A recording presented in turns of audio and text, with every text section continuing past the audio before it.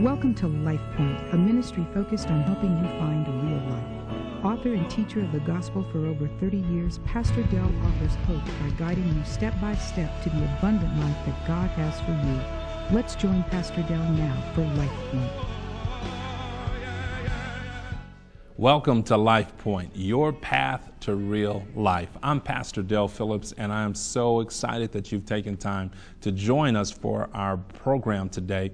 And as you know, if you've been tuning in over the past several weeks, we have entered into our special series, Life in Israel.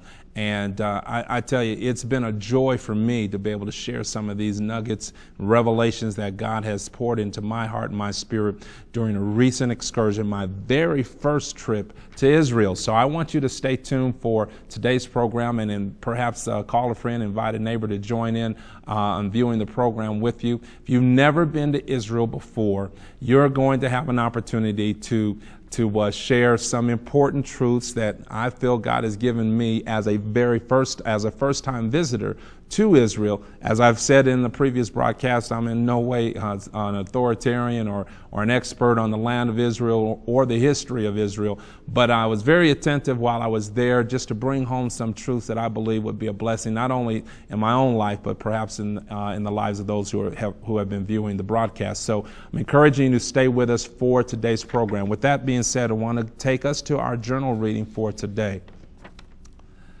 Every life question has an answer that is filled with life. There are many curiosities that we have in this life.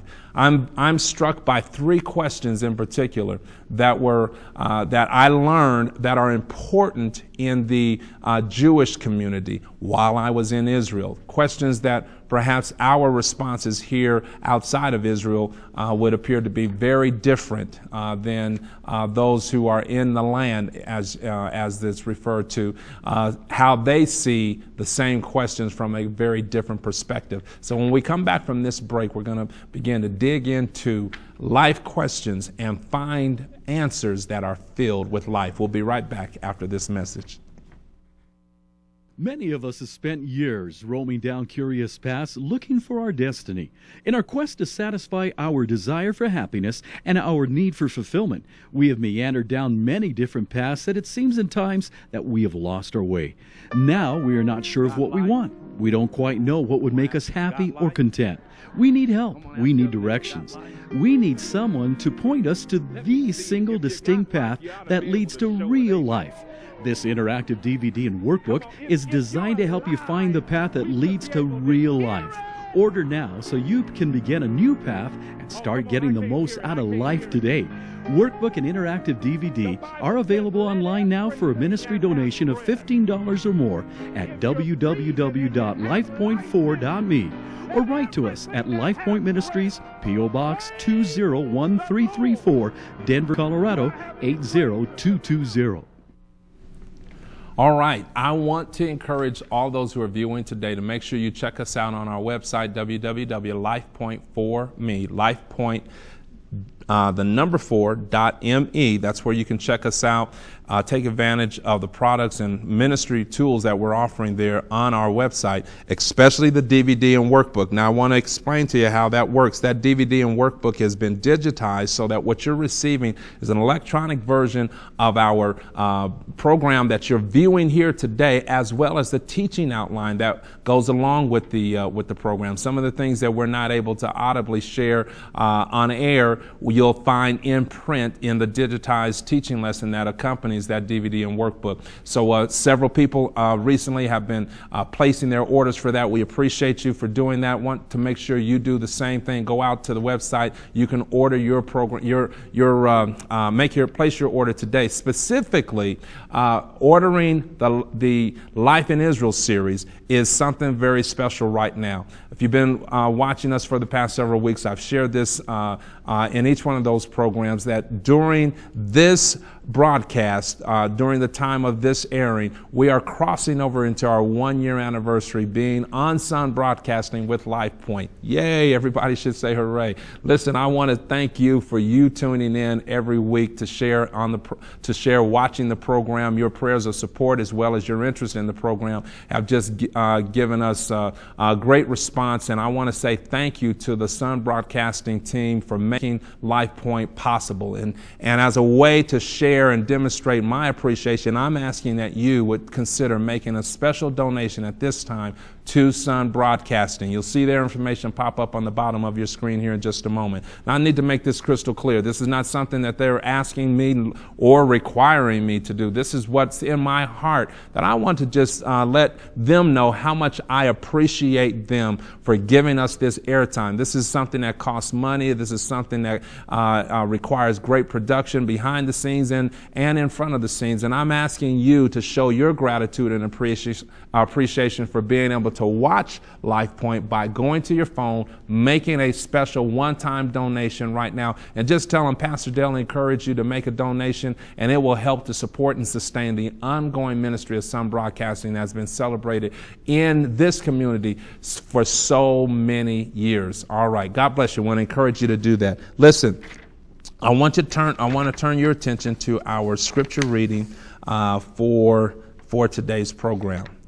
Take a look, get your Bibles open, take a look at the book of Matthew chapter 22, find verse 35. Matthew chapter 22, I want to take a look at verse 35 and 36. Then one of them, which was a lawyer, asked him a underlined question, tempting him and saying, Master, which is the great commandment in the law? Even in the times of the ministry of Jesus, there were people who wanted to pose questions to challenge the truth concerning God's plan for mankind, to challenge the teaching and the preaching of the Torah, to challenge the current day representation of what God's expectation was of mankind. Jesus, he himself, being the Son of God, also could not escape the common questions that would challenge and put him in a position to have to give more detail and explanation as to what is it that God is trying to say to us through his written word. You got to remember now, at this time, during the time and ministry of Jesus, the only biblical resource that was available to the people of that day was the Torah. So when he says to Jesus, what is the greatest commandment? What is the most important requirement that God has set apart concerning his expectation of man? But we need to understand the background behind that question. What the objective was behind that question. The design of the question was to put Jesus in a paradox, to put him in a place where he had to give one area of the law greater credence, or say there was greater substance in one area of the law than another.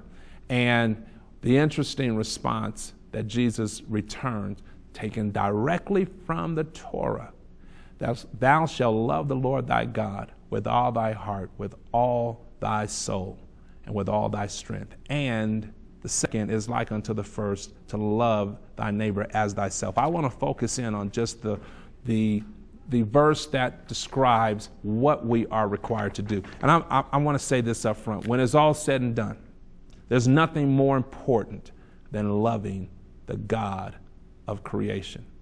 One of the things that I definitely learned during this excursion in Israel is that the most dominant requirement of all Jews was to reckon with the necessity of loving God, one God. What is referred to as the Shema. This is the statement, the declaration of Israel. And it says, Hear, O Israel, the Lord our God is one.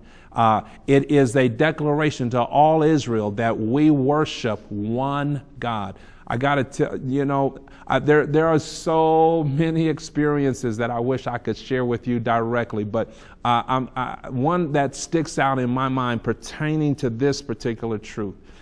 we had the opportunity to visit the Western Wall, which is what many of us here outside of Israel refer to as the Wailing Wall or the Prayer Wall. In Israel, is simply referred to as the Western Wall. And now I want to, before I get to the storyline, I want to set this up, and I want you to understand the makeup of this Western Wall. In light of what we shared earlier in the previous, in our previous broadcast, we've talked about the construction of the temple in Israel, the significance of the temple, the place that the people of God were called to come and to worship. This wall, the Western Wall, represents one of the remaining parts of the outer wall, the what would be the outer court wall of the temple of Israel, the last constructed temple where they would have worshiped. You know, all of us understand it in 70 A.D. The temple itself was destroyed, desecrated, if you will, under the Roman regime. This Western Wall represents what would remain of the outer court area of the temple. Now, the reason this is important is for the Jews currently residing in Israel, and perhaps for Jews worldwide. This wall is the sampling, if you will, of what draws them to come to the holy place and to not only petition God, which is what I thought was the primary focus before my journey there, but to worship God. They still see this standing wall, the remnants of this wall, as the place to come and to worship. The wall is not just a place where you'll find men and women on the counter side, the opposite side of the partition between at the wall. You'll not only find men and women there to pray, but you'll find them there worshiping, dancing, celebrating the God of Abraham, Isaac, and Jacob. Now, here's the storyline. We were able to go on the Sabbath and to just stand as observers from a distance and to watch what was unfolding there at the Western Wall. I actually did have an opportunity to put on the proper garments and to enter into the courtyard area where the men were praying. What I did not expect was this tremendous gathering of people. You would have thought that, you know, somebody got on the phone like we do in the States and called up everybody and said, okay, now you know it's time to go to church. Make sure you get to church. You know, make sure you don't miss church service this Sunday. I know you weren't there last Sunday, so make sure you get there. Man, just that's not what happens in Israel. In Israel, when it's time to celebrate the Sabbath, men and women began to come in from every part of town. As a matter of fact, the day prior to, you'll see the city begin to shut down in preparation for the oncoming Sabbath. There are no shops open in the Jewish quarters. We'll talk about that later on. But where the Jewish quarters in Jerusalem, there are no shops that are going to be open, no restaurants, nothing like that is going to be open that's run or governed by a Jewish family. Because all their attention, listen to me, not just for what we would label as the religious, all the attention of all the Jews in Israel is turned towards the Sabbath. Now, that in itself was mind-boggling, just the fact that everything began to shut down and turn its attention to the Sabbath day. You know, I as a kid, I remember growing up, you know, in the early 60s, where, you know, even on Sunday, now Sunday, you know, I don't want to get this confused, but Sunday is not the same as the Sabbath. The Sunday is the day of Christian or Protestant worship. I remember when even on Sundays, you couldn't go grocery shopping. On Sundays, you couldn't go to the show. You know, shows that dates myself. You know, what you call the theater or the movies today. You couldn't go to the show on Sundays. You weren't going shopping on Sundays. You would do good to find a restaurant open on Sundays, because all the city was shut down in observance even of the Christian Protestant day of worship. But now, totally we've transitioned from that. Sunday's the greatest opportunity for people to take advantage of those who would be in church or outside of church, for special deals, for special offerings and what have you that are now made available. But in Israel, they still maintain the observance of the sacredness of the Sabbath. Everything shuts down. Everything winds down. But this was the thing that really got me. In Judaism, there are different sects.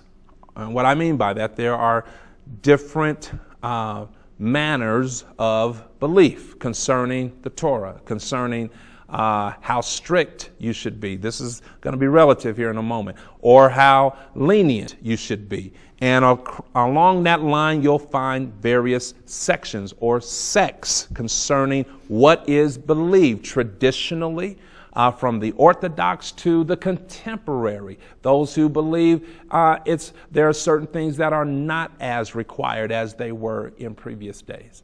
So you have the contemporary or the Hasidic Jews that represent the range, the scope of the variance between over what is believed in Judaism. But on the Sabbath, it doesn't matter what your sect might be. What you believe on Wednesday and Thursday does not matter when it's time to prepare for the Sabbath. On the Sabbath, the contemporary, the Hasidic, every flavor in between, all gather to the same western wall to worship the same God. You know what blew me away? We would do good to get all the Baptists to come and worship together, let alone Baptist, Methodist, Lutheran, and Presbyterian, Pentecostal. You can forget that. When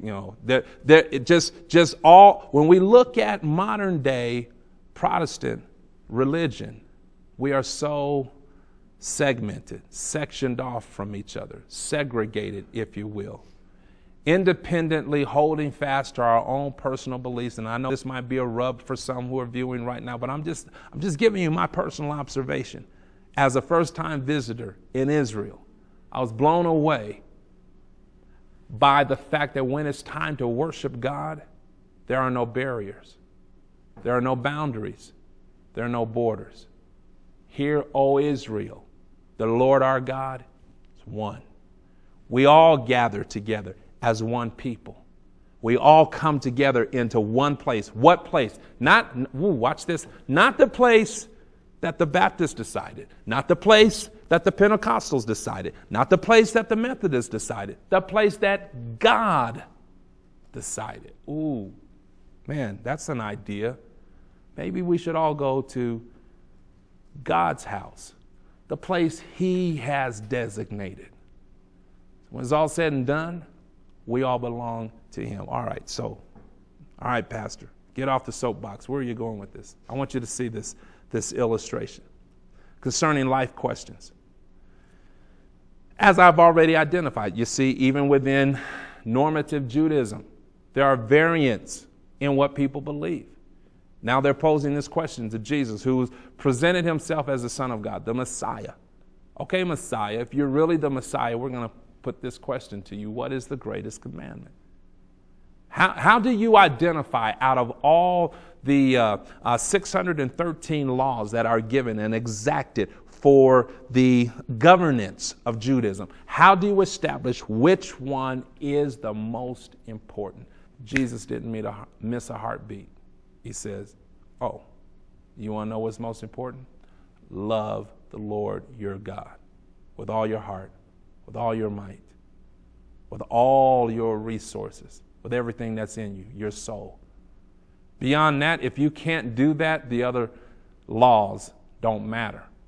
While you're trying to, splinter out the laws and decide if law number, 492 is more important than law, 611, Jesus has said the primary law, love the Lord your God with all your heart, with all your soul, with all your strength. If you don't do that, if you don't love God, watch this, first, First, not in position in contrast to what's second, third, and fourth, but I've said this before. First, as being only love him. He is the only God, the Elohim, the only creator. Love him only.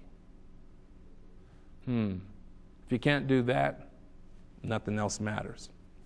Well, here's what I like to extrapolate from this conversation. Life can be filled with questions.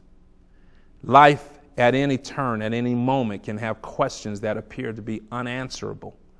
But I want to challenge you today that I believe that we can find answers that are filled with life if we are focused on what's important. In Judaism, there are three dominant questions. There are three important life questions. That's our theme in this broadcast. Three important life questions. These are the three dominant, important Jewish life questions that any Jew would correctly know how to respond to if this question was posed to them. Watch this. First question is not a surprise. It shouldn't be by now. Do you love God? First question. Most important Jewish life question is not how much money do you make, not where do you live, not where do you work, but do you love God? Do you love God? Most important question. And I had to think about our normal response for those of us outside of Israel. You know, we're fixed on challenging people. Do you have a relationship with God? Are you a Christian? Ooh. Are you spirit-filled? Are you a spirit-filled, baptized, Holy Ghost, tongue-talking, and on and on and on and on and on? All of those descriptive terminologies that are usually rendered based upon our denominational influences. Now, I'm including myself in that same conversation. But to a Jew, it doesn't matter if you're filled with the Holy Ghost, you can speak in tongues, you got gifts coming out the yin yang, doesn't matter to them. Are you an apostle, prophet, evangelist, this, that, or the other, doctor, reverend, rabbi, bishop, preacher? Do you love God? Because if you don't love him, all those titles, all those descriptive terms that we like to lend and trade amongst ourselves, doesn't matter. If you don't love God, you miss the point. You don't love God, it's impossible for you truly to be the prophet, the apostle, the one claiming to be, migrating to a higher level. If you don't love God, nothing else matters. Interesting. Most important Jewish life question. Do you love God? Why? Because that's what he commands. He doesn't command you, to be an exalted, most high, and lifted up, and then fill in whatever title you want to put in there. What he does require is that we love him. What's the second question? Do you believe in heaven? Do you believe in heaven? That's the Jewish take. First, do you love God? Second, do you believe in heaven? For those of us outside of Israel, our greater focus is on, do you know if you're going to heaven? Do you have your reservations? Do you live right so that you can go to heaven? Our major goal is a destination, whereas for the Jewish person, their major goal is to please God, not on making it to a final destination. Why? Because if you please God, the destination will take care of itself. So their question is, do you believe in heaven? Yeah, I believe in heaven. The Jews would say, I believe that heaven exists. But my greater goal still always points back to the first question. Do I love God? Do I please him? My desire is to live to please him, not to end up with a guaranteed certification passport that says I'm going to heaven. I want my focus in everyday life. Am I pleasing God? I let God take care of my eternal destination. Ooh, I could preach on that. I could teach on that. Because see, as a goal, as an objective, I shouldn't be fixed on a physical place. Heaven, man, I'm going to take a chance here. Heaven is not so much predicated on a physical location, but it's predicated on being on where we are going to be in his presence. More than being in a place, I want to be in God's presence. Heaven is not heaven if God is not present. So what makes heaven heaven? God being present. So what am I really after? I'm really after being in the presence of God. That's why Paul says to be absent, watch me, from the body is to be what? Present with the Lord. Not to be in a physical place, but to be in his presence. The last question. How can I do more than what's required? That's the third significant Jewish question. I know that the law requires this, but how can I do more? For those, most of us outside of Israel, we're trying to figure out what's the least I have to do. I mean, I know this is where the bar is set, but can I get in if I put the bar right here? Is that still acceptable? This is where the variance comes in even interpreting the law. There are those who say, I know the law said this is what you got to do, but I want to do what's beyond that. So I can protect making sure I will at least do this if I aim for what's above it. So there are those who want to go far and beyond. I'm challenging you as we wrap up today's program to consider what's most important: to love God. Not just to love him a little bit, or not just to love him in a fixed measure, but to love him more than anything. If you want to be able to love God with all that you have, go to your phones and call us and share with us. This is Pastor Dale Phillips encouraging you to stay on the path that leads to real life. Thank you for joining us today on LifePoint for this exciting new ministry that will help you move beyond the obstacles that prevent you from living real life. To receive a copy of today's message, we invite you to visit us on our website at lifepoint4.me. You can order your CD today for just $10 or DVD for just $15. A study guide for today's teaching is also available for a donation of any amount. And be sure to follow us on Facebook for excerpts of upcoming teachings and dynamic devotionals. LifePoint is brought to you by the prayers and generous support of viewers like you. So we invite you to partner with us by sending your tax-deductible contribution to LifePoint, P.O. Box 201-334, Denver, Colorado 80220. Until then, we'll see you next time as we continue on our journey to real life.